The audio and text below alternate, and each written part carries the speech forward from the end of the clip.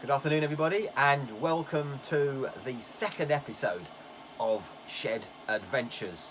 So this is where we left off last time with our 111B purring away in the corner there, and our viewers, let's be hopeful here, have come back with a couple of questions.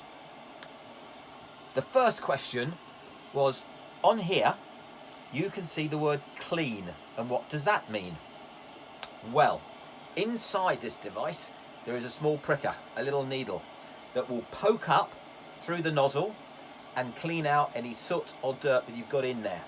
One of our viewers had a burner that wasn't burning nice and blue and clean, it was burning very yellow, and his tent was smelling of paraffin and wasn't very pleasant. So the answer is you need to clean. So how do we do that? Very simply. As a preparation, we'll light an old match just in case, because when you turn this off it might come back up, but you might need to just relight it. So we'll keep a match just ticking away there. So, has clean with an arrow. Do that. The pricker sticks up through the nozzle and it comes back clean and empty. Didn't need to use the match, so no problem there. The other point someone came up with, they'd obviously had one of these sat in the loft or in their shed for a while, and where I'm getting lovely pressure, and you can hear adding the pressure and the burner starting to roar away there, they weren't getting any. The fix there is relatively simple. If you undo this little nozzle, or this little cap here, you can actually pull out the plunger and take the whole plunger assembly out. And what you'll find on the end is a washer, a sort of leather type washer. And all you really need to do is find a little bit of paraffin or a bit of meths, dip it in there and just get it nice and wet. Give a little fluff up round the edges. It's just dried out over the years that you've had your machine sat in your shed or sat in your loft. So let's park that to one side, but what we'll do is, while we're doing that, let's not waste our time. Let's get ourselves a brew. So we'll put on a pint of water. Just remember, I'm sure we all know, it'll boil far quicker with a lid on. We'll let that boil away in the corner. We'll turn this right down. And what we'll do, we'll get on with today's shed adventure, which is the Tilley storm lamp. Now, this is one which is under a bit of repair and refurbishment. We found it in a very nice junk shop in Bristol. So if we have a quick inspection of it though, we can see there's a bit of work to do. I can see straight away that there's a hole in the mantle here. Now, we do have in the little repair box a spare mantle which we can fit, but that really is a whole shed adventure in itself. So we'll leave that for another day, and we'll get out the trusty repaired and working version that we know is in good order.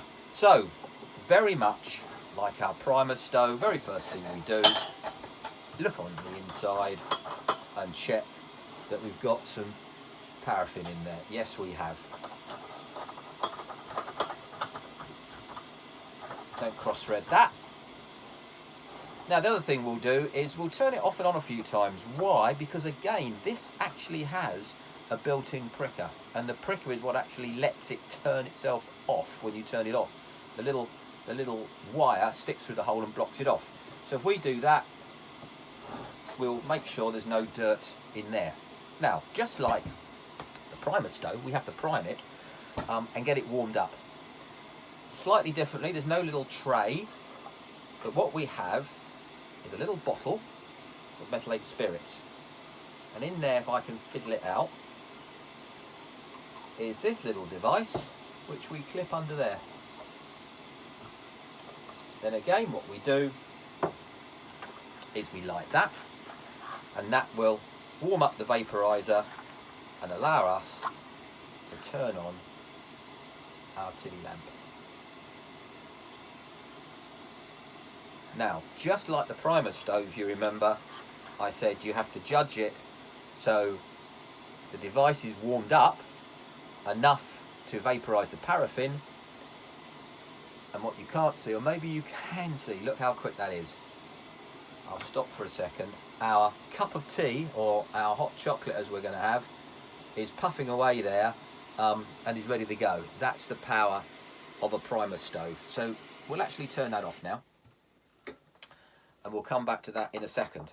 So, as I said, we need to judge is warming this up enough to get the vaporizer to work, but actually having enough of the flame left to light the lamp. So it's a very fine adjustment. Again, like we did with the Primus stove, I'll keep a match handy just to make sure that it all works. So we're switched off.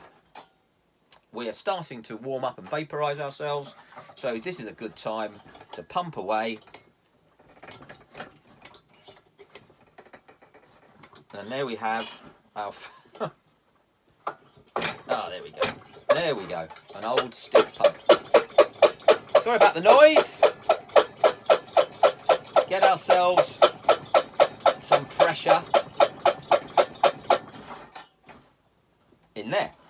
Now, we're looking at this, and I'm judging that we might just have to wait a little bit longer.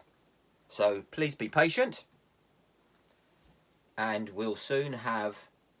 I don't know what the lumens are. Maybe someone, one of our listeners could tell us.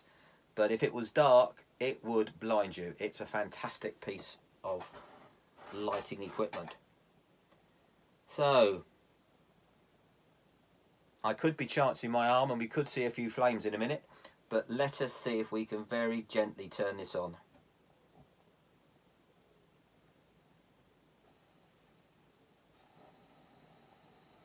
There we go. Now, I know that doesn't look particularly impressive backlit with the sun, but we now have a really bright light, and as the name would indicate, a storm lantern that through the very clever vents and everything will work in rain, will work in strong wind, and will give you light, and just as importantly, if you're in a tent, quite a lot of heat. And if you're really clever, you can put a metal mug on the top of there, and you can heat up some water, and not only will you get light, you'll get yourself a cup of tea. So to turn it off, very simply, switch it off, let off the pressure, and our job's done. So that's the Tilley storm lantern. So let's come back to our stove, which, as you saw not that long ago, had boiled some water. So let's just take the lid off there. There we go. Now we have two mugs available to us. We have an army issue mug that fits on top of the water bottle, and we have our Royal Marine issue tin mug. Preference is the tin mug because we can use this as another cooking utensil. We could actually have heated up our hot water using that. So now we need some rations. So what have we got in the army ration pack?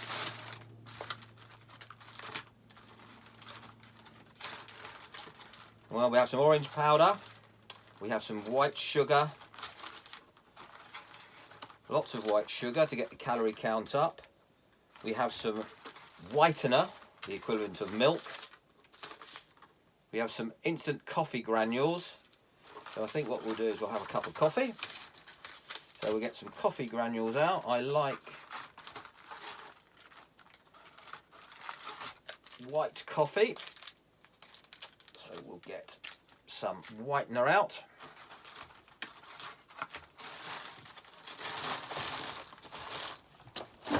And we'll stick all that in our mug. Whitener can go in straight away.